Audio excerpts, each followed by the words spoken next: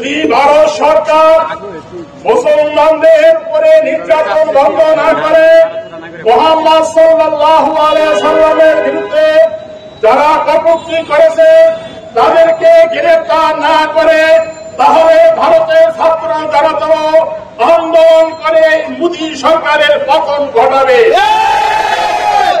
আমি আমাদের বাংলাদেশের অন্তর্বর্তীকালীন সরকারকে আহ্বান জানাবো, আপনারা একটি অন্তর্বর্তী সরকার, আপনারা ভারতের কাছে নতজানু স্বীকার করবেন না, কথা ঠিক আছে? আপনারা অনতিবিলম্বে ভারতের রাষ্ট্রদূতকে ডেকে এর প্রতিবাদ জানান এবং ওই কুলাঙ্গারদের শাস্তির আহ্বান জানান, কথা ঠিক না? যদি সরকার তার ব্যবস্থা না করে বাংলাদেশ খেলাফত আন্দোলন বাধ্য হবে, আমরা ভারতের দূতাবাস ঘেরাও করব এবং ভারতীয় পণ্য বয়কটের আহ্বান জানানো হবে ইনশাআল্লাহ। এই অন্তর্বর্তী সরকার যেভাবে এই দেশের জনগণের পাশে দাঁড়িয়েছে, আমি আশা করি এ দেশের ৯২ জন মুসলমান এই মুসলমানদের পক্ষে এই অন্তর্বর্তীকালীন সরকার কথা বলবে, কথা ঠিক লাগে। একদিন আমরা রাজপথে কথা বলার সুযোগ পাইনি, কথা ঠিক না বেশি? সরকার রাজনৈতিক দল এদেশের তৌহিদি জনতা মুসলমানদেরকে মাঠে নামতে দেয়নি। আমি এই সরকারকে ধন্যবাদ জানাবো, আপনারা দেশের মুসলমানদের অনপ্রাণের কথা বুঝতে পেরেছেন।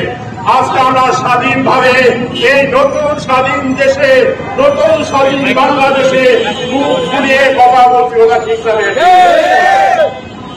দেশের সরকারের আমলে যখন আমরা মিছিল নিয়ে মাঠে নামতাম, এই দেশের সরকার গুলি করে কেদানিকাজ করে লাঠি পিটা করে আমাদের মিছিলকে ছত্রভঙ্গ করত।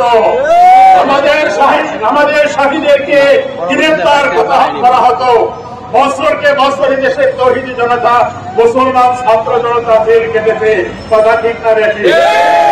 আমার আমি এদেশের জনগণের আহ্বান জানাবো, যদি বাংলাদেশ খেলাফত আন্দোলন বৃহত্তর কোন কর্মসূচি ঘোষণা করে, ভারত দূতাবাস ঘেরাওকারের কর্মসূচি ঘোষণা করে, যদি এদেশে ভারতের পণ্য বয়কট করার ঘোষণা করে, আশা করি এদেশের তৌহিদি জনতা মুসলমান সর্বস্তরের জাতি বর্ণ নির্বিশেষে সকলে এই আন্দোলনের সাথে ঐক্যবদ্ধ হবেন ইনশাআল্লাহ।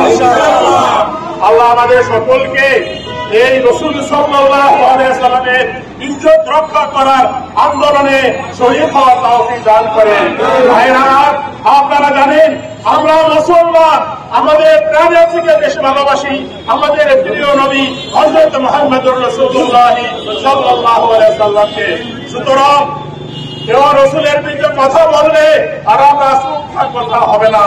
বরং আমরা দেশের লক্ষ লক্ষ তৌহিদি জনতা মাঠে ময়দানে জিহাদ করে এবং আন্দোলন করে শাহাদাত বরণ করতে প্রস্তুত রয়েছি আমরা।